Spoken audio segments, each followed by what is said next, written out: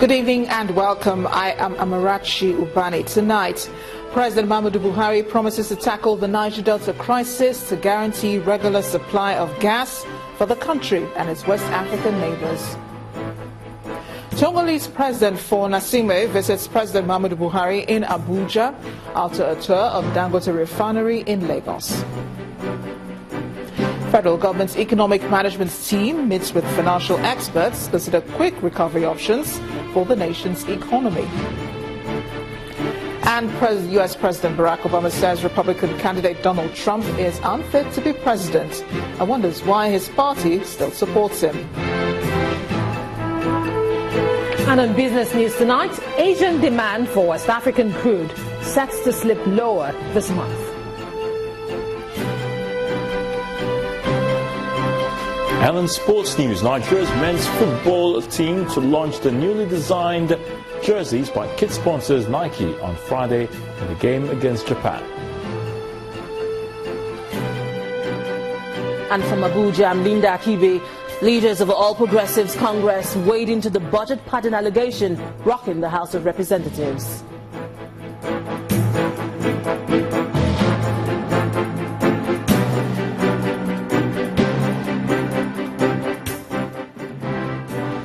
It's been a day of presidential visits as the leaders of two West African countries are in the country for different purposes.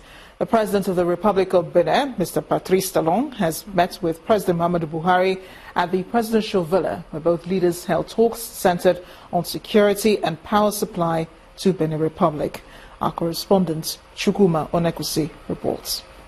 The presidential guard formed as early as 11 o'clock in the morning to honor the President of Benin Republic, who is visiting Nigeria formally since his election 4 months ago.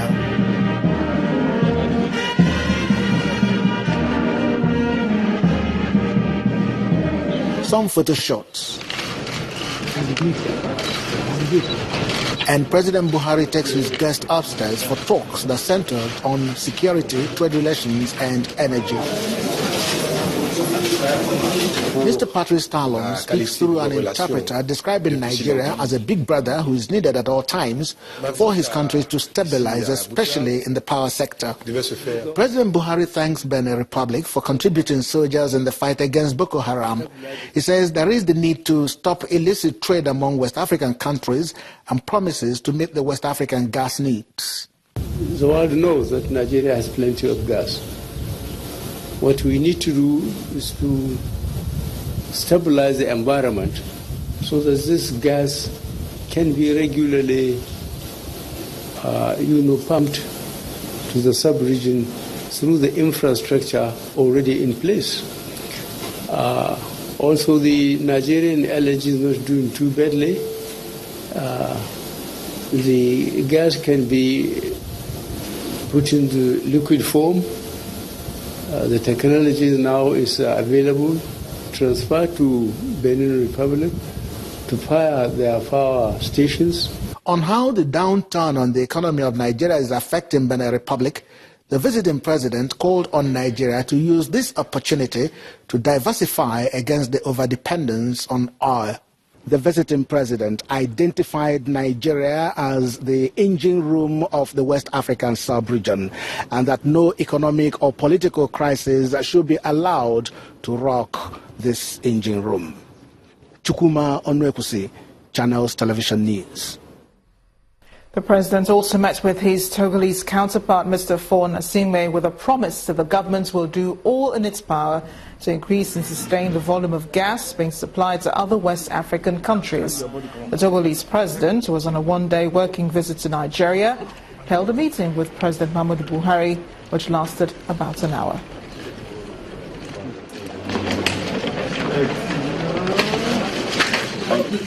I was in Lagos State, where I had the opportunity to visit the investment being made by Alhaji Aliko Dangote on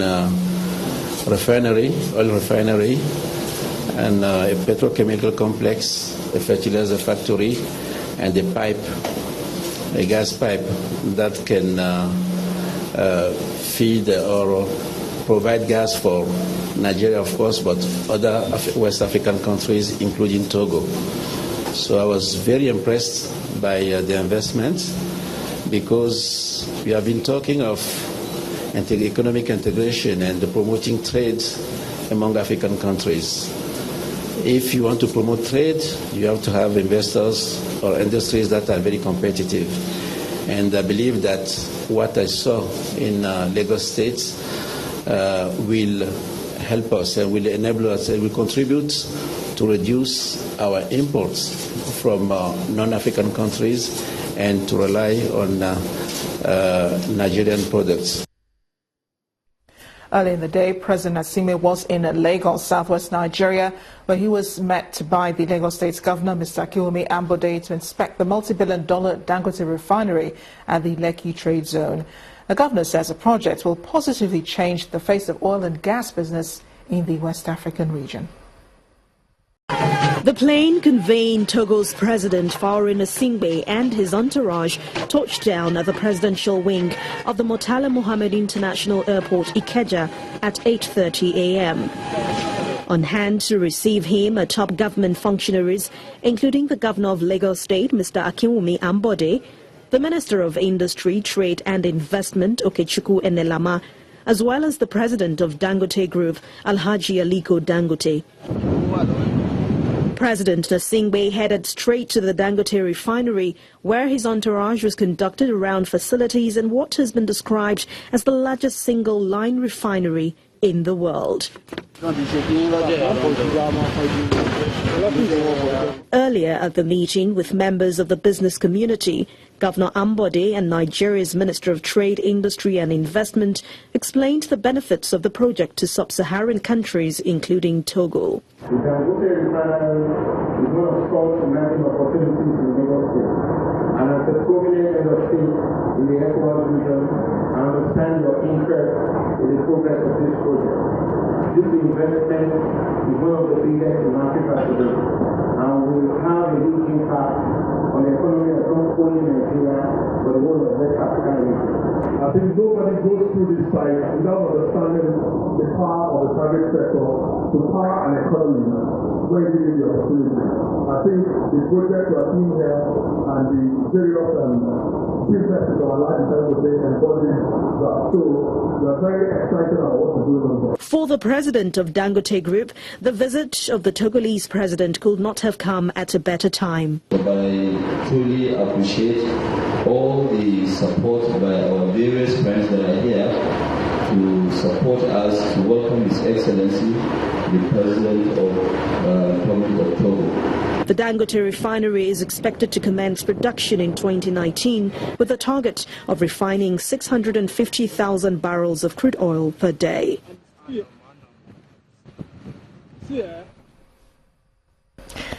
The minister, troops of the Operation Lafia Dole, assisted by the civilian JTF, have repelled an attempt by suspected Boko Haram terrorists to attack Yauri, a community in Maiduguri, the Borno state capital. A statement by the acting director, Army Public Relations, Colonel Sani Usman, revealed that its troops killed 5 of the militants in the encounter, which occurred at about 8 p.m. yesterday. The troops recovered some items, including 2 AK-47 rifles, 1 general-purpose machine gun, bicycles, and cash from the suspected terrorists. According to Colonel Usman, the area is currently calm, while troops have been deployed to maintain security in the affected areas. The Minister of Interior, Abdurrahman Dambazo, has announced plans by the federal government to commence total restructuring of the nation's prisons as part of measures to forestall prison breaks. General Dambazo, who is speaking at a meeting organized for senior officers of the Nigeria Prison Service in Abuja, says the present situation of prisons across the country calls for immediate intervention. It is no news that the nation's prisons have in recent times experienced breaks owing to lack of routine monitoring, dereliction of duties by some officers, or the lack of well-structured buildings to ensure that inmates are adequately housed. What is news, however, is that in just 2 months, 2 prisons experienced breaks. First is the Kuje prison break, and the most recent in Cotton Cafe, Kogi State. This gathering, which brought together senior prison officials in charge of the 241 prisons across the country and other top government officials, is part of measures to stem the tide. The Minister of Interior told officials present that the federal government is working to address the situation. Problems cannot be solved in a day. It's a long time. Starting with the 2016 budget this year, there are some of the issues we are taking care of soon. But the most important, I believe, are the routines. These routines will not cost money. It's just the conduct for people to take their job seriously.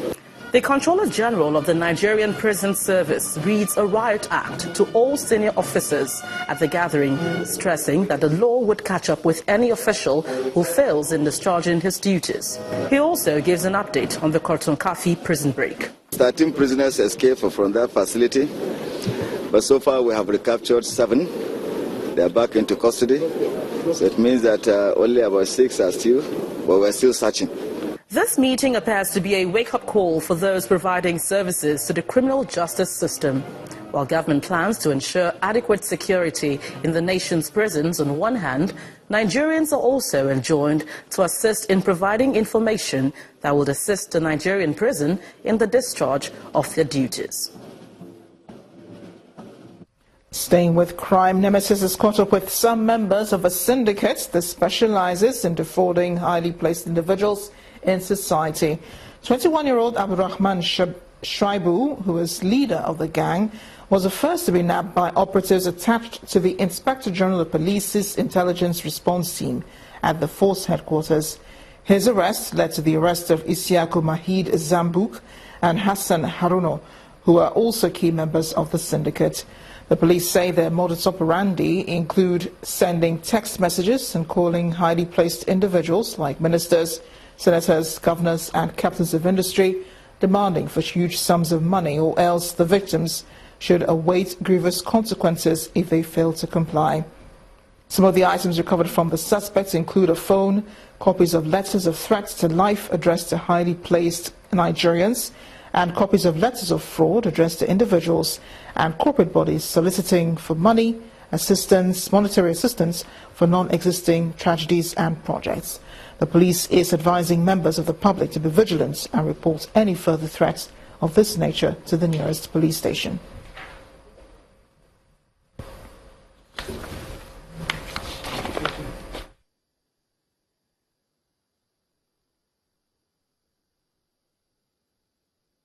Meanwhile, the federal government today affirmed its commitment to revamp the nation's education sector through the recruitment of 500,000 teachers across the country. Speaking at the flag-off of the Teacher Development Training Program in Abuja, the Minister of Education, Mr. Adamu, says the federal government places high premium on the development of basic education.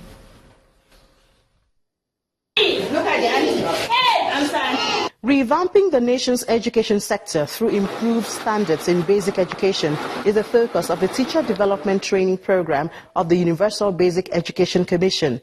Flagging off the program in Abuja, the Minister of Education laments the huge gap between the number of teachers required and the current number available in the basic education sector.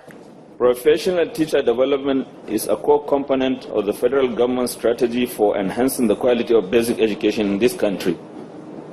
The flag off today demonstrates federal government's commitment towards the advancement of basic education, the foundation upon which all other levels of education are laid. The Governor of Imo State and other speakers at the event called for the continuous training of teachers. We have often talked so much about education, year in and year out, but we have talked very less about teachers.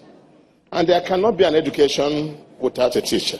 While the World Bank pledges support for the development of basic education in Nigeria, the former Executive Secretary of the Universal Basic Education Commission explains government's efforts in revamping the sector. We are very, very committed to issues that will advance improvement in access, quality of our children.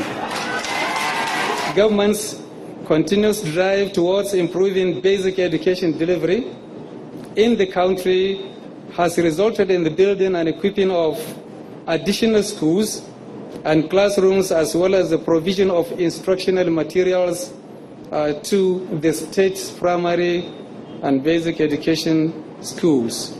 The total number of teachers needed to strengthen the basic education sector, according to the Ministry of Education, is 1.3 million in 6 years. The injection of 500,000 teachers will no doubt fast-track the revamping process, especially with the cooperation of state universal education boards. In part two, after the break, the federal government's economic management team is seeking the wealth of experience of some financial experts in the country. That's the moment. Please join us again.